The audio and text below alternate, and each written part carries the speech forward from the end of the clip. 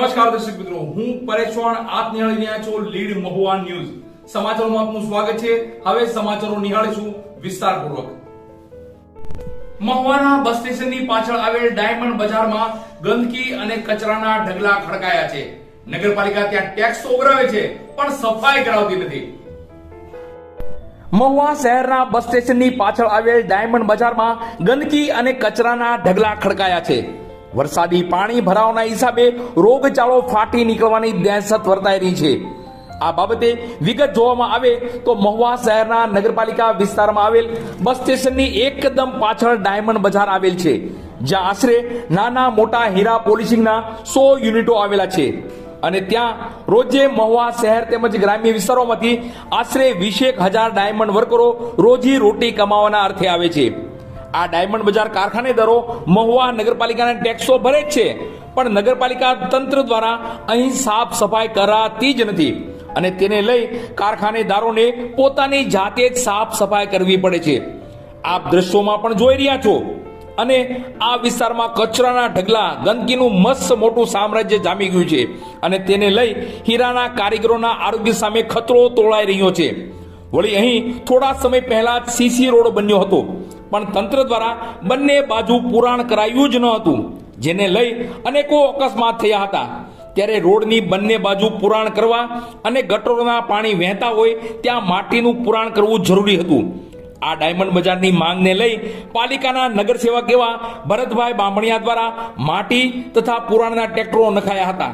તે એક સારી વાત છે, પણ ગંદકી અને કચરાના ઢગલા પાલિકા દ્વારા હટાવવામાં આવે તો સારું, નહીતર હીરાના કારીગરોના આરોગ્ય સામે ખતરો ઉભો થશે.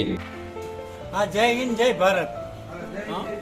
અમારી એક રિક્વેસ્ટ છે કે અમારા મહુવા તાલુકાની અંદર બસ સ્ટેન્ડ એરિયાની પાછળ ડાયમંડ માર્કેટ આવેલું છે.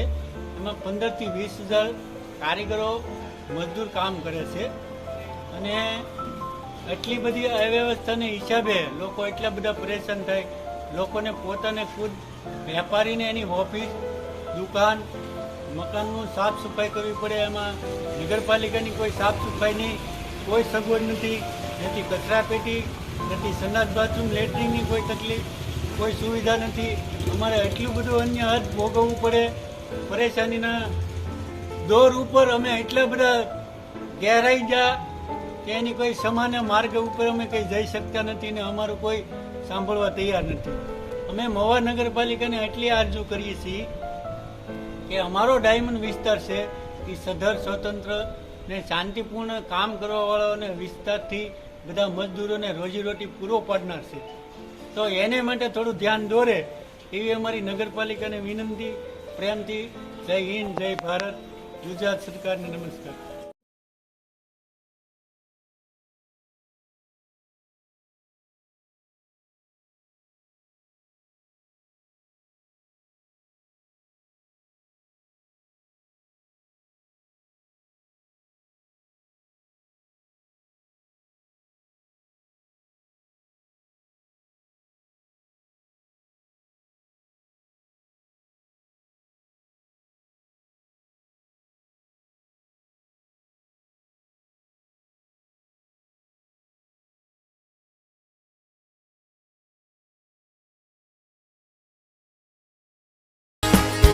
મહુવાની બેલુર સ્કૂલ દ્વારા ફાયર સેફટી અંગે મોક ડ્રીલનું આયોજન કરાયું, જેમાં એનકે એન્ટરપ્રાઇઝનો સહયોગ રહ્યો.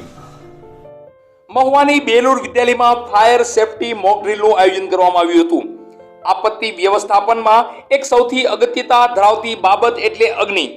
અકસ્માતો દરમિયાન લાગતી આગને કઈ રીતે બુઝાવવી જોઈએ, આગ સમયે શું શું કરવું જોઈએ અને શું ન કરવું જોઈએ વગેરે બાબતોની માહિતી આપવામાં આવી હતી તથા અગ્નિશામક સંસાધનો કઈ રીતે ઉપયોગ કરવામાં આવે છે એ અંગે વિગતવાર વાત કરવામાં આવી હતી.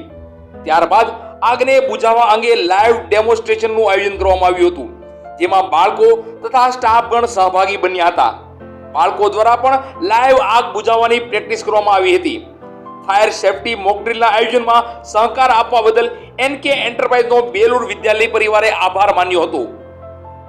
આ તકે સંસ્થાના director Shri Balubhaiji Makwana, doctor DC Ladumor, Manubhaiji Makwana, RH Hadiya, Mangalbhai C Ladumor, સંસ્થાના સંચાલક મંડળ વતી MD BC Ladumor, secretary PM Nakum, Nileshbhai B Makwana, Devinbhai H Makwana, Ankurbhai R Hadiya અને બેલુર પરિવારે ખૂબ જહેમત ઉઠાવી હતી. મહુવા પોલીસે ખુલ્લી જગ્યામાં જુગાર રમતા 9 શકુનીઓને 18,340 ની મત્તા સાથે ઝડપી લીધા.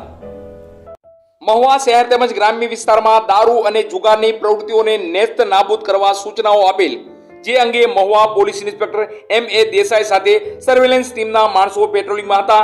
તે દરમિયાન મહુવા સાવરકુંડલા રોડ સાવરકુંડલા તરફ જતા ડાબી બાજુ આદિનાથ ઇન્ડસ્ટ્રીઝ નામના કારખાનાની પૂર્વ ખુલ્લી જગ્યામાં અમુક માણસો ભેગા થઈ પૈસા તથા ગંજી પાના વડે 3 પત્તીનો હાર જીતનો જુગાર રમતા હોવાની બાતમીના આધારે રેડ કરતા નીચે મુજબના માણસો ઝડપી પાડેલ, જેમાં 3 પત્તીના જુગાર રમતા સાહિત્ય અને રૂપિયા 18,340 રોકડ મળી આવેલ છે.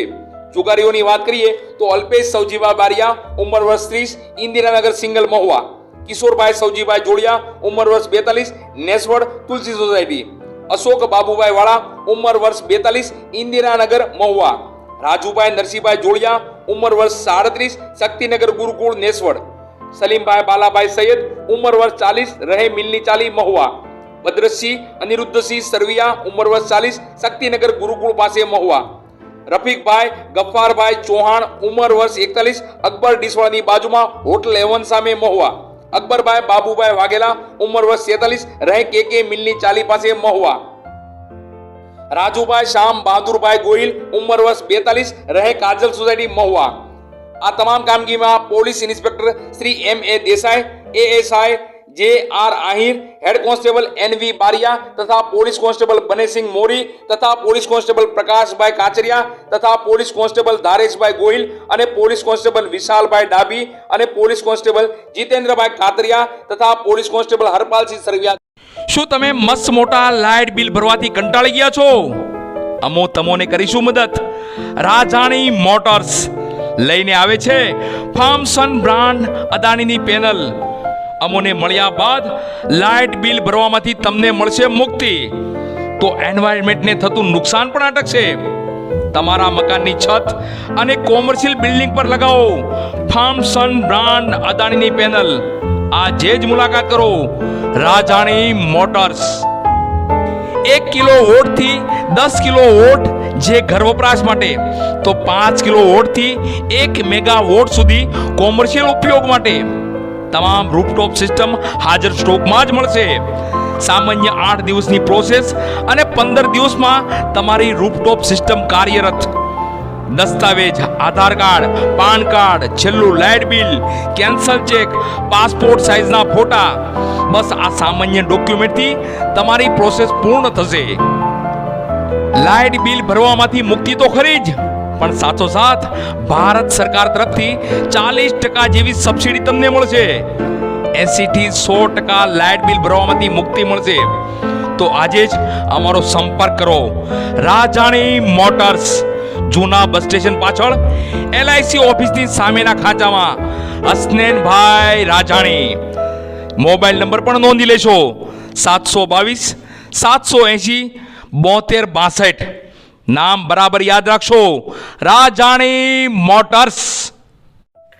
બસ સમાચારોમાં અત્યારે આટલું જ. ફરી સમાચારો સાથે કાલે મળીશું. ત્યાં સુધી હું પરેશ ચૌહાણ અને લીડ મહુવા ન્યૂઝની સમગ્ર ટીમ શુભરાત્રી.